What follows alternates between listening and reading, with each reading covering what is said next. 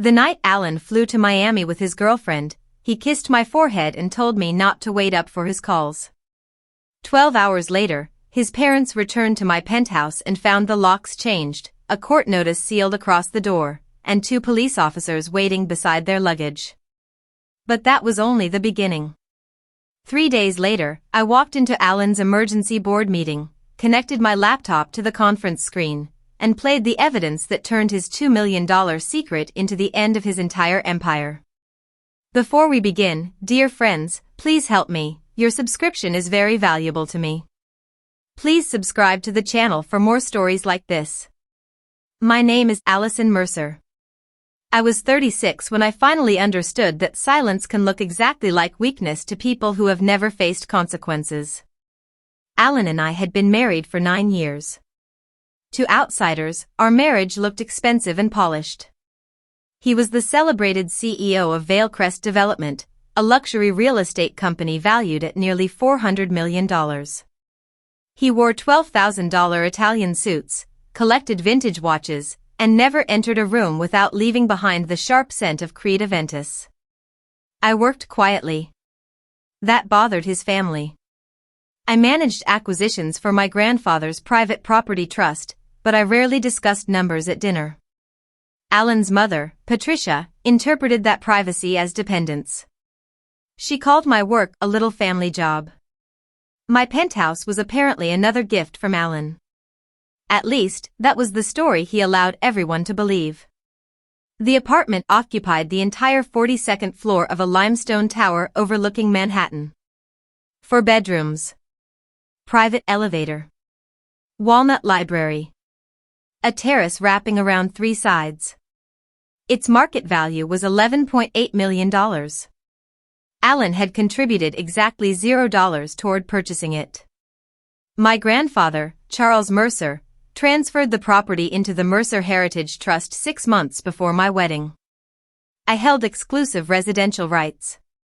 The original deed, trust certificate, insurance schedules, and inventory of protected heirlooms were stored in a private vault registered solely in my name. Alan knew this. His parents did not. And eventually, Alan discovered that their misunderstanding was useful. The first warning came on a Tuesday afternoon. I returned from work and noticed an empty space beside the library window. My grandfather's 18th-century walnut writing desk was gone. Patricia sat at the kitchen island drinking my Darjeeling tea from a porcelain cup. "Where's the desk?" I asked. She barely looked up. "Oh, that old thing? We moved it." "Where?" "Storage." I watched her stir honey into the tea. She smiled. "Daniel's wedding is getting expensive. We're reorganizing a few things." Daniel was Alan's younger brother. His wedding budget had already crossed $280,000. I said nothing. That evening, I opened the penthouse security application. Patricia had forgotten something important. Every service elevator, hallway entrance, and interior common room was recorded in encrypted cloud storage. I found the footage at 2:17 p.m. And I watched her sell my silence for cash. The footage showed Patricia directing 2 movers through my library while Alan stood beside the elevator. He wasn't surprised. He was supervising. 1 mover photographed the desk. Alan checked something on his phone, then nodded. The next morning, I called the storage company Patricia had mentioned. They had no record of my desk. So I searched auction listings. 20 minutes later, I found it. The desk was listed by Harrington Estate Auctions for $46,500. I felt no anger. Just icy clarity. I downloaded the listing, preserved the security footage, and called my attorney, Rachel Cohen. "Don't confront them," she said. "Document everything." That became my routine. Patricia removed a pair of 19th-century silver candlesticks valued at $18,000. I documented it. Alan's father, Richard, carried out a locked jewelry case containing my grandmother's sapphire bracelet. I documented that too. Then they became careless. One Saturday, Patricia invited a private art broker into my home. I recognized the painting immediately. It was an 80-year-old Mercer family portrait by Elias Varden, commissioned by my great-grandfather and protected under the trust's non-transfer clause. Insured value, $640,000. Patricia wanted $500,000. The broker offered $410,000.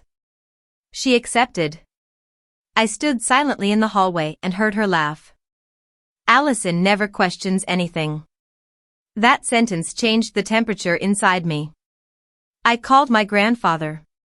Charles Mercer was 81, sharp-minded, and still chairman of one of the city's most influential real estate boards. I sent him every recording. He watched them without interrupting. Then he asked one question. "Do you want your marriage saved?" "No." "Good," he replied. "Then protect the trust." Rachel filed an emergency petition preventing removal, transfer, or sale of trust property. We notified the auction house that the desk was stolen trust property. The sale froze immediately. The art broker received the same notice. But Rachel discovered something bigger. Alan had emailed the broker an ownership declaration claiming the penthouse and its contents belonged to Valecrest Development. That was fraud. And the signature opened another door. We subpoenaed transaction records connected to the declaration. What emerged was far worse than stolen furniture. For 18 months, Alan had been routing company renovation payments through a shell vendor called Northline Architectural Consulting. Northline had no employees, no office, no legitimate projects. It did have a bank account. And that account had received $2,037,400 from Valecrest. From there, hundreds of thousands had moved into accounts funding Alan's private expenses. Miami hotels. A $92,000 Porsche deposit. Jewelry. And payments to a woman named Vanessa Reed. His girlfriend. Suddenly, the affair was the least important betrayal. I copied every transaction onto 3 encrypted drives. Then Alan announced his Miami trip. "Business conference," he said.